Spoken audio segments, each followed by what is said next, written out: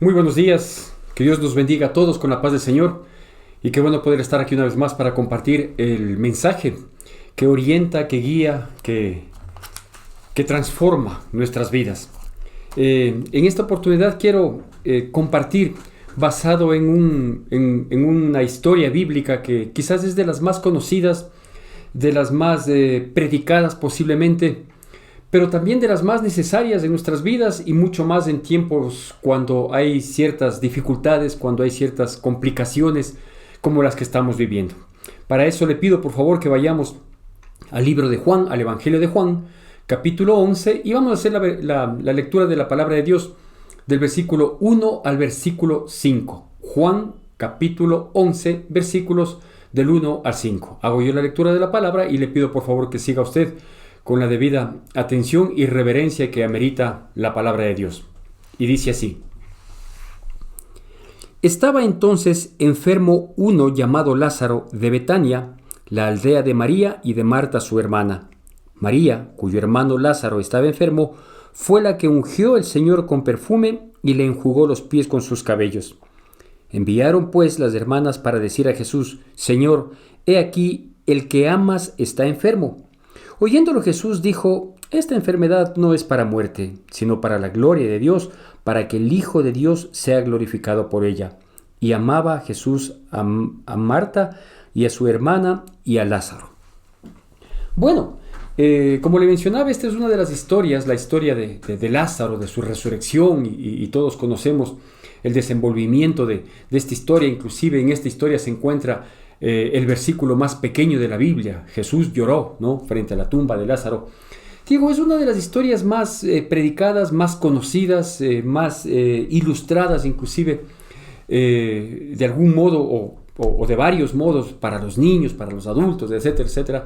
Es una historia que normalmente se incluye cuando se dan películas respecto de Jesucristo. Es decir, es un milagro de los que no pueden pasar por alto, ¿no es cierto?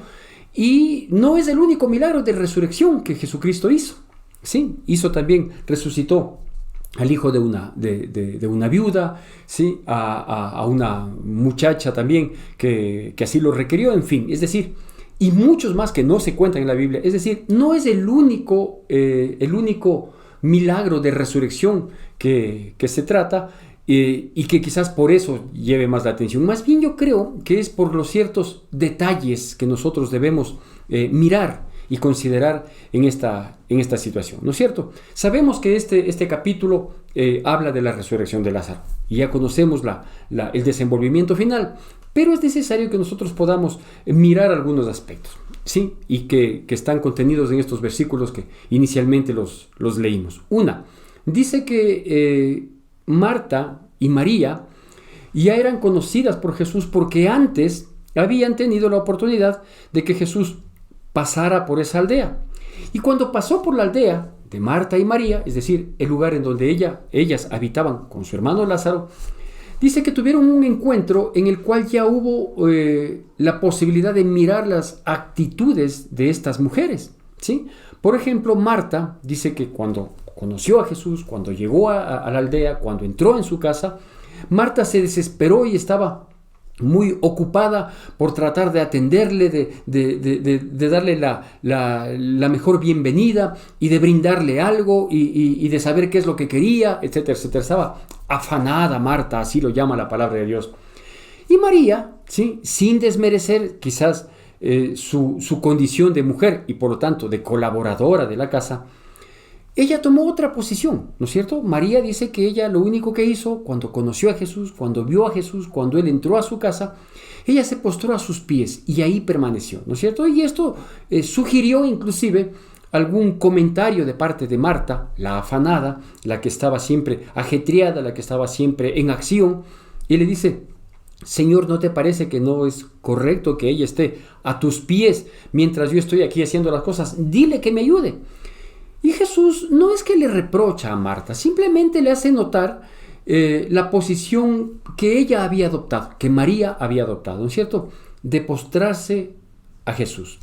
Se dice en otros evangelios y en otras historias de la vida que hubo una mujer que enjugó a Jesús con sus cabellos y con un perfume muy caro, ¿sí? Muy caro. Si cronológicamente nosotros vemos la historia bíblica y miramos estas personas cronológicamente, pues resulta que hay una historia que habla antes, ¿sí?, de una mujer pecadora que entró en casa de un fariseo, cuando Jesucristo había entrado a donde ese fariseo, y hubo una mujer que se escabulló por ahí para enjugar los pies de Jesús. Y el fariseo le dice: Señor, si supieras quién te está tocando, ¿sí?, y quién es la mujer que está ungiendo, ¿sí?, hablando de que era una mujer muy pecadora, muy fallida, de reconocido currículum vergonzoso, por decirlo de algún modo, ¿no es cierto? Y Jesús le da una explicación más que clara, como las que suele dar Jesucristo cuando da explicación, no siempre lo da, y le hace notar y le dice que ella ama mucho porque mucho se le ha perdonado, ¿no es cierto? Ese es el corolario de aquella historia de esta mujer. ¿Es posible que aquella mujer María que se infiltró en medio de la casa de este fariseo para ungir, inclusive con sus lágrimas, los pies de Jesús, pueda ser la misma? Es posible.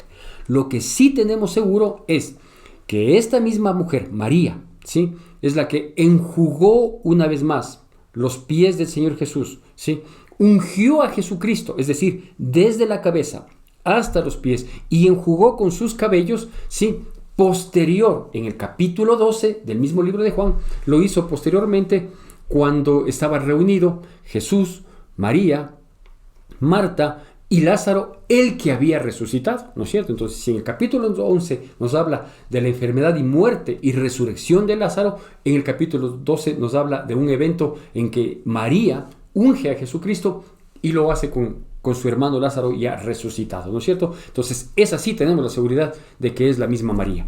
¿Por qué le comento esto? Porque el milagro que se suscita de manera tan sui generis, además, como ya lo vamos a destacar, el milagro que se suscita, pues es un milagro que se realiza en medio de una familia conocida para Jesús.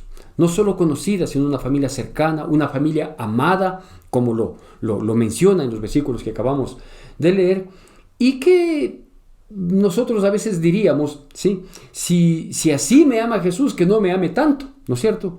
¿Por qué? Porque la historia se desarrolla cuando efectivamente, por esta coyuntura que había, por esta relación que había, ¿no es cierto?, de que Dios amaba a esta familia, ¿sí?, amaba lo que hacía Marta, que era tan ajetreada, que era tan afanada, que era tan dispuesta, tan servicial, tan pendiente de hacer las cosas y de hacerlas rápido y de hacerlas bien y de tratar de que sus huéspedes se sientan muy bien, ¿no es cierto? No es que eso estaba mal y estaba bien solo estar a los pies de Jesús, no es así.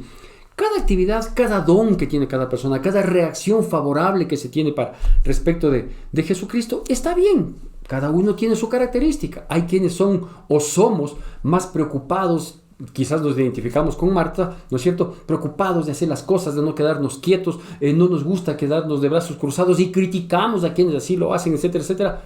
Pero están con Jesús. Estamos con Jesús, tratamos de agradarle, tratamos de vivir para Él de la manera como nosotros somos, y Dios también respeta y nos ayuda y nos acepta, sobre todo, de la manera como somos, ¿no es cierto?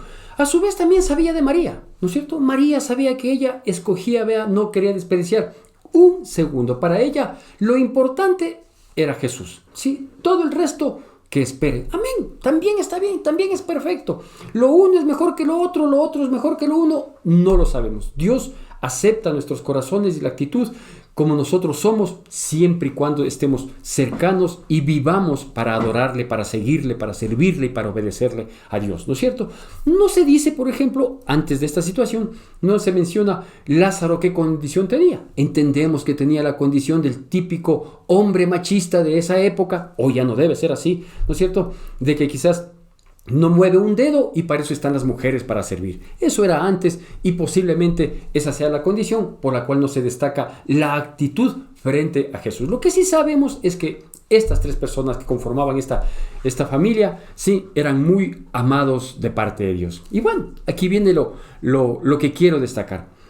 Eran tan amados, sí, que tuvieron la confianza que cuando su hermano Lázaro enfermó, y parece que obviamente la enfermedad no fue un estornudo, no fue simplemente un primer viso de alteración de la salud, sino que debe haber enfermado y debe haber ido empeorando. Y mientras iba empeorando, obviamente hacían sus remedios caseros, trataban de solventar la situación. Cuando vieron que la situación se les fue de la mano, entonces dicen, tenemos que buscarle a Jesús, ¿no es cierto? A este Jesús que cambió el agua en vino, a este Jesús que le devolvió la vista al ciego, a este Jesús que hace milagros y que nos ama y es nuestro amigo. Entonces tenemos que mandarle a buscar. Y mandan el recado, dicen, Lázaro, aquel a quien tú amas, que es nuestro hermano, te estamos hablando, María y Marta, ¿sí? Está enfermo. Por favor, ven a hacer algo. ¿Qué tenían en la mente ellas? Bueno, lo que ellas tenían en la mente lo manifestaron luego. En los versículos posteriores al que nosotros habíamos leído, al último que habíamos leído, que es el versículo 5, usted lo puede revisar para recordarlo o revisar para conocerlo. Sí, ellas tenían la idea de que si Jesús iba inmediatamente, oiga esto, de que si Jesús acudía inmediatamente a su llamado, a su pedido, a su favor, ¿no es cierto?, se habría evitado cualquier catástrofe que terminó sucediendo posteriormente, ¿no es cierto? Porque cuando se encuentran tanto con Marta, que les sale al encuentro, como con María, que es llamada, las dos dicen lo mismo. Si tú hubieras estado aquí, mi hermano no hubiera muerto. Y ahí yo quiero detenerme o hacer una primera pausa en este sentido, ¿no es cierto? ¿Por qué? Porque eso no refleja sino exactamente la humanidad de ellas, la misma suya y la misma mía. Cuando nosotros tenemos un problema, cuando estamos atravesando una dificultad, cuando las situaciones que comenzaron a golpear nuestras vidas empeoran y comienzan a escaparse de nuestras manos, ¿qué es lo que nosotros hacemos? Acudimos inmediatamente a Dios, esperando ¿qué? Que nuestro clamor, que nuestra oración, que nuestro pedido, que nuestro ruego llegue e inmediatamente sea respondido, ¿no es cierto? Esa es la aspiración. Señor, se me está venciendo la deuda, en tal fecha se me vence la deuda, por favor, y uno espera que al día siguiente aparezca en la cuenta, o alguien venga, un ángel del cielo venga y diga, aquí está el cheque, deposítalo y cubre las necesidades, ¿no es cierto? O en la misma situación de salud que es la que estaban atravesando Marta y María respecto de su hermano Lázaro, ¿no es cierto? Que de pronto oremos, pongamos la mano y a los 5 minutos la persona comienza a sentirse estupendamente bien y se levante con ganas de comer. ¿Sí? Si el problema es de los un poquito, diferente, digámosle, a veces consideramos más críticos, si el problema es que el matrimonio se está acabando, que el problema es sentimental, ¿no es cierto?, que el chico y la chica se han enojado y ella quiere suicidarse y el otro quiere desaparecer del planeta, o la familia ya ha hablado de divorcio y ya se han tomado o se están tomando ciertas medidas para que se consume esta separación, en fin, en el ámbito que sea, salud, emocional, sentimental, económico, en cualquier ámbito, ¿no es cierto?, llega un momento en que los problemas, las dificultades se vuelven o requieren de una solución inminente. Y nosotros clamamos y pedimos, decimos, Dios mío, por favor, si efectivamente me amas, si efectivamente moriste por mí, si efectivamente hiciste, etcétera, etcétera, etcétera, socórreme, ayúdame, por favor, contéstame. ¿Por qué? Porque necesitamos y consideramos que necesitamos una situación, una respuesta prodigiosa e inmediata de parte de Dios. Ahora, déjeme decirle que siendo realistas, eso casi nunca sucede. Casi nunca sucede. He sabido que sí, en algunos ámbitos, gloria a Dios por esto, pero casi nunca sucede, ¿no es cierto? Y a veces nos autojuzgamos, nos recriminamos sin razón en realidad, cuando decimos, es que cuando las cosas se nos van de las manos, ahí recién apelamos a Jesús. Vea, yo no le veo que eso esté mal, ¿no es cierto? Siempre dependemos de Dios, siempre buscamos de Dios. Pero ¿quién de nosotros, siendo honestos, quién de nosotros, cuando tenemos un problema, ¿sí?, no apelamos primero a las posibilidades humanas? Claro que apelamos a las posibilidades humanas y eso creo yo que es lo que tenemos que hacer, ¿no es cierto? Yo no puedo, por ejemplo, si es que sé que el día de mañana tengo que cubrir una deuda, Sí, y recién espero para mañana para decir, ay Dios mío, no, desde antes ya comienzo a ver cómo hago, si puedo refinanciar, quién me presta, si vendo alguna cosa, si alguien por ahí me requiere para ganarme unos centavos, etcétera, etcétera. Entonces, no es que uno deja para el último a Dios, sino que Dios mismo, creo yo, nos ha dado las capacidades, las condiciones, las habilidades, el intelecto, la creatividad, para que nosotros mismos aprendamos a solucionar las cosas. Ahora, es obvio que cuando en nuestra pretensión de solución, con nuestro esfuerzo, con nuestra dedicación, con nuestro ímpetu, tratando de movernos de un lado a otro, sí, pues las cosas no se dan, no hay un resultado y la situación comienza a empeorar, pues es obvio que ahí sí, nuestro clamor, nuestro ruego, nuestra súplica a Dios,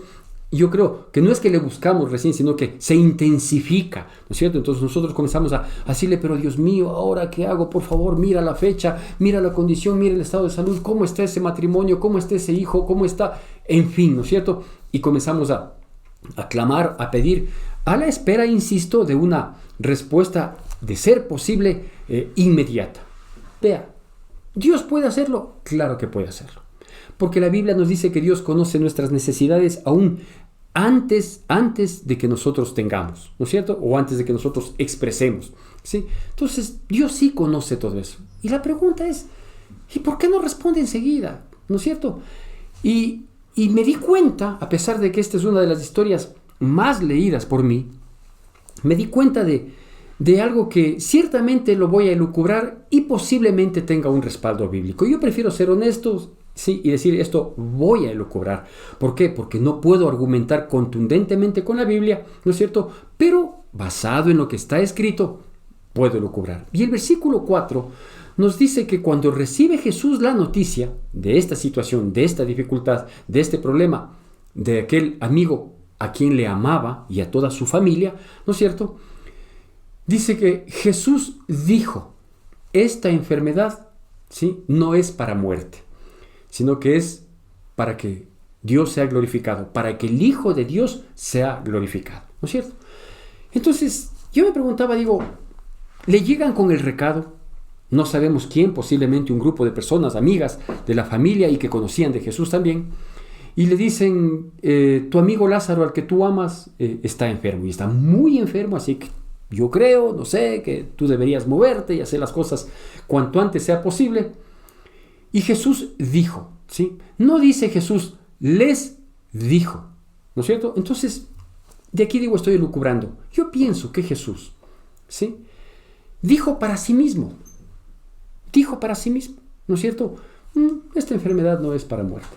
¿Sí? No les dio la respuesta a los emisarios, tampoco les llamó a sus discípulos para decirles, ¿están oyendo esto? No, después conversa con los discípulos. ¿Están oyendo esto? Sí, esto no es para muerte, no. Dice, Jesús dijo.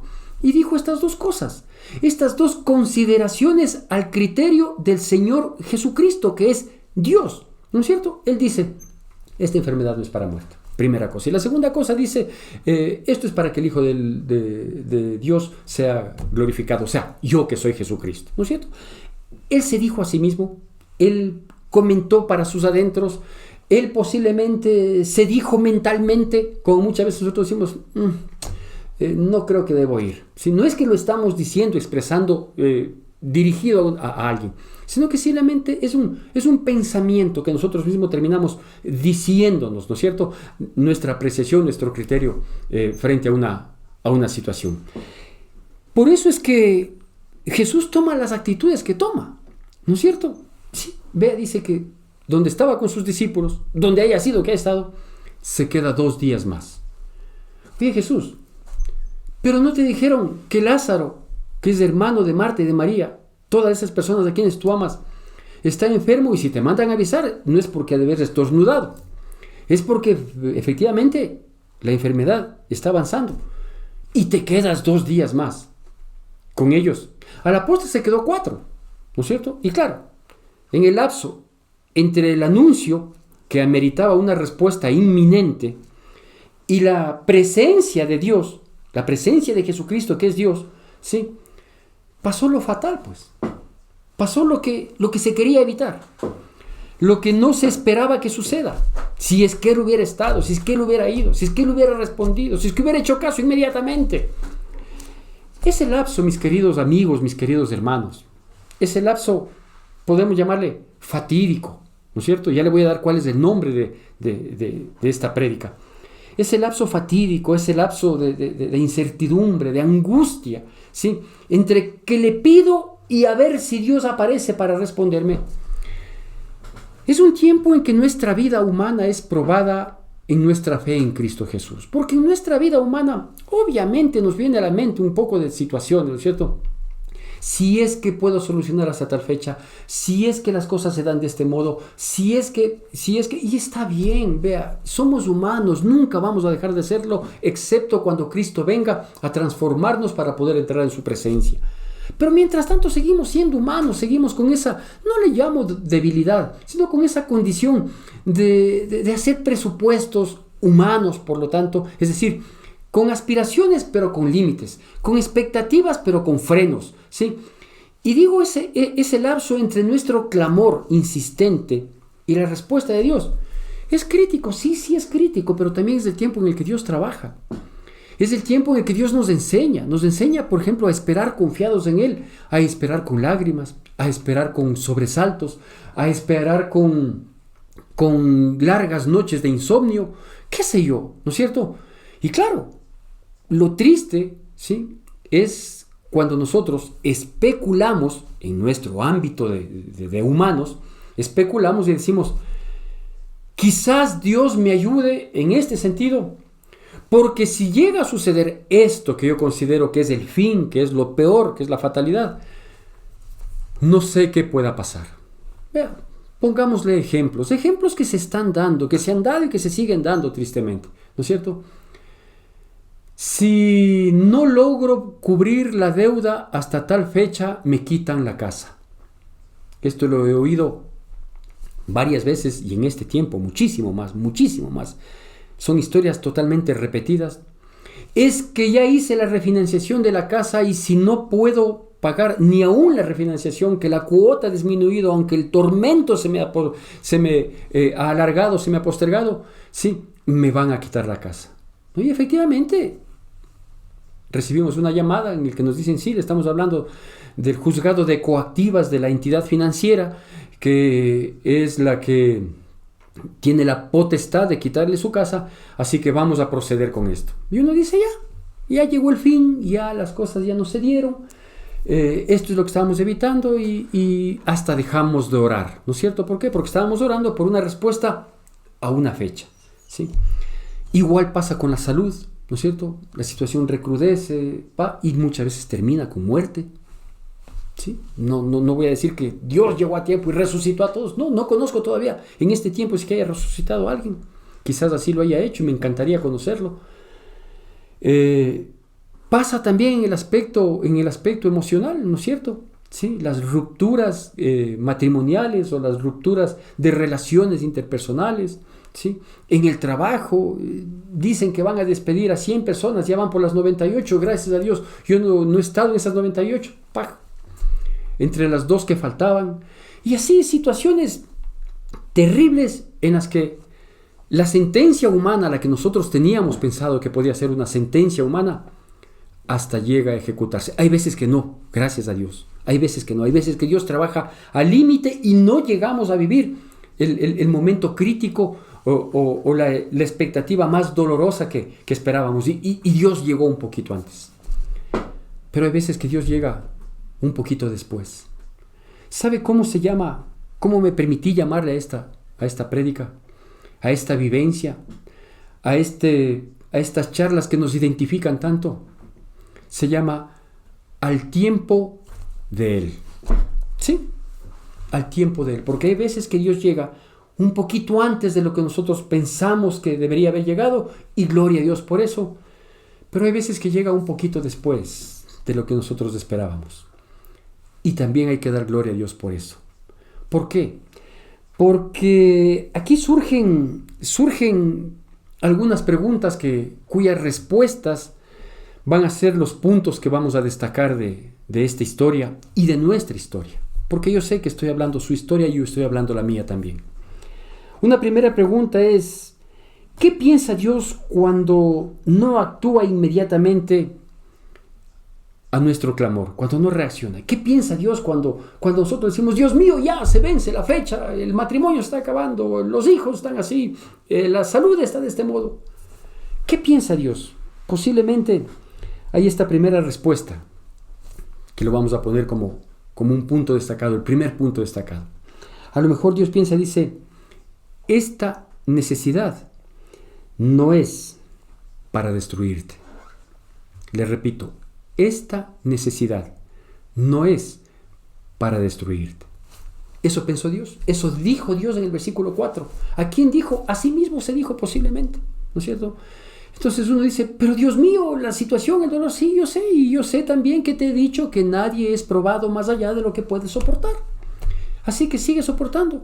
O simplemente el trabajo que yo quiero hacer en tu vida, en tu fe, en tu madurez, en tu caminar, en tu fortaleza, etcétera, etcétera, todavía no está concluido. Así que yo sé que esto no es para destruirte. Tranquilo, aguanta, espera. Pero ya viene lo peor o ya se me cumplió. Tú espera. ¿Quién conoce el corazón de Dios? ¿Quién sabe cuáles son sus propósitos? ¿No es cierto?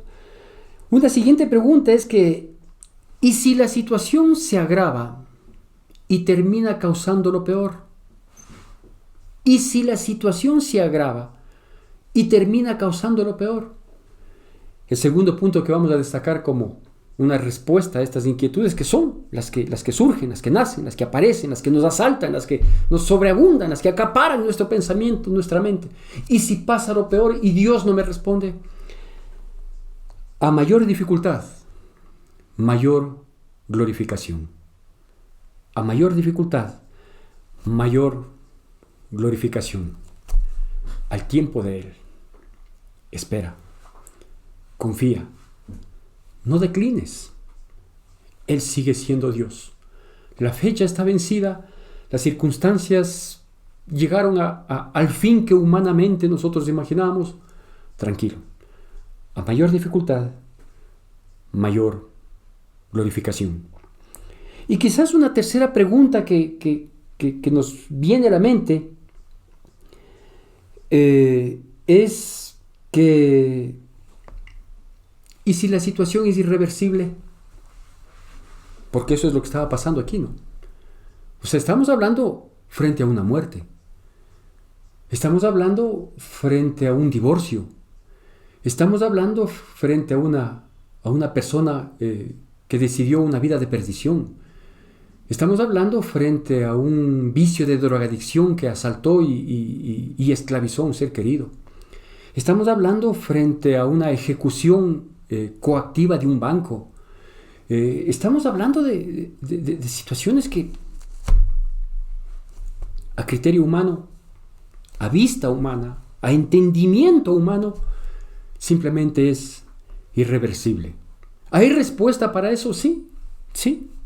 La Biblia nos dice que sí y yo le creo. ¿Sí? No me pida desglose porque soy humano, pero si la Biblia me dice que sí, y yo le creo. Y el tercer punto, que es la respuesta a esta tercera pregunta, es: Él siempre llega a tiempo.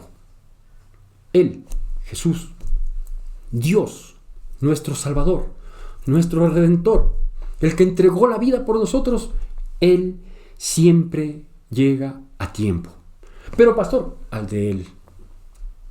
Al tiempo de Él.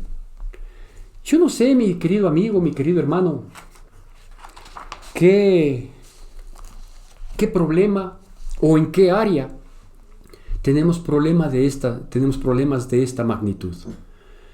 En que la situación que nosotros esperamos de parte de Dios es una respuesta, obviamente, de poder, pero inminente, pero ya. Señor, ¿por qué? Porque si la situación... Tranquilo. No sé en qué área de la vida es, cualquiera sea esta, vean, ninguna es más difícil ni menos complicada que otra. Sea en cualquiera de las 4 áreas que se desenvuelve el ser humano. En el área espiritual, que quizás sí puedo decir la más importante es esta. Espiritualmente hay veces que nos jugamos entre la vida y la muerte. Entre que le creo y pasa algo, o entre que no le creo y me pierdo definitivamente. entre que acepto que Jesús es Dios o simplemente todos los que le predican son un grupo de charlatanes.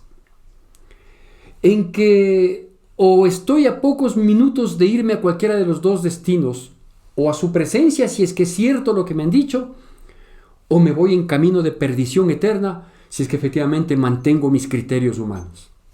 Área espiritual. Puede ser en el área sentimental o anímica, ¿sí? Que es dolorosa. Ahí es cuando uno se da cuenta y dice, verdaderamente hay prioridades en la vida. A veces uno piensa que teniendo mucho dinero, que teniendo un gran respaldo económico, vea, cuando llega un problema sentimental, un problema anímico, no hay dinero que supla. No hay palabra que consuele, ¿no es cierto? Excepto si es que esta palabra proviene del que tiene poder en la palabra, que es Dios. Excepto si es que esta palabra nace de esta bendita Biblia que nos ha dado para animarnos, alentarnos, soplar aliento de vida en cada uno de nosotros. Puede ser también en el área económica, que caramba, perdóneme, es de las situaciones que afligen más. Porque igualmente, el estómago no espera, las deudas no esperan, nuestros acreedores no tienen la misma misericordia que nosotros quizás hemos tenido en otras áreas de nuestras vidas. No lo es. Simplemente la espera lo único que hace es incrementar la deuda, porque los intereses siguen subiendo, porque las llamadas siguen insistentes, porque el sueño cada vez es menor, porque, vea, es terrible. O en el área de salud, ¿qué podemos decir al respecto? Si todos nosotros hemos vivido de manera cercana la desesperación, la angustia de ver personas en estado de salud, a veces nosotros mismos, a veces seres muy queridos, muy cercanos, personas que están debatiéndose entre la vida y la muerte, y que se suma que no hay para la medicación, o simplemente el sistema de salud está colapsado, o simplemente no hay la medicación aunque tengamos el dinero para comprarlo, y en fin, un sinnúmero de cosas. En el área de la salud hemos sido tan trabajados, tan probados en este tiempo, que quienes dicen, menos mal entró al hospital, hubo espacio, porque nos valimos de una amistad para que le den espacio. Perfecto, entró a la unidad de terapia intensiva y hay gente que estando afuera se salvó por la misericordia de Dios, y los que llegaron a estar en un hospital nos entregaron las cenizas. ¿Cómo pensar, cómo reaccionar frente a esto? Lo único que yo le puedo decir es que no porque las cosas muchas veces no se den en el tiempo y del modo que nosotros esperamos, no por eso Dios, el creador del cielo y de la tierra y que extiende con sus manos el universo, no por eso Dios ha dejado de ser Dios. No por eso el Señor Jesucristo, que se entregó en una cruz para llevar el mayor cáncer y la mayor dificultad de la vida, la cual sí es irreversible desde el punto de vista que lo querramos mirar, el Señor Jesucristo no por eso deja de ser Jesucristo y por lo tanto es Dios. No por eso el Espíritu Santo, que es Dios, ha dejado de ser Dios, que es el que genera vida, el que sopla vida, el que consuela, el que levanta, el que alienta, el que impulsa y el que nos permite ver los prodigios y milagros de Dios. Esperemos confiados. Todos sabemos el resto de la historia. Es más, yo comencé diciéndole que todos conocemos que a la postre, cuando toda expectativa humana se vino abajo, cuando solo había reclamo para Jesucristo, si tú hubieras estado aquí, mi hermano no hubiera muerto. Jesús, quizás con el mismo tono de palabras que cuando él se dijo, esta enfermedad no es para muerte, es para que el Hijo de Dios sea glorificado. Posiblemente en el mismo tono de voz Jesús dijo, tranquilo, yo soy la resurrección y la vida. Tranquilo, yo soy el que restauro hogares. Yo soy el que sano vidas, sano almas y sano cuerpos. Tranquilo, yo soy el dueño del oro y de la plata. Tranquilo, yo sé todo al tiempo de Él. Mientras tanto, le quiero dar una pequeña receta que sostiene y sustenta nuestras vidas hasta que las cosas se den en el tiempo de Él. Alábele, adórele. Eso nos va a sostener. Que Dios bendiga poderosamente nuestras vidas en Cristo Jesús.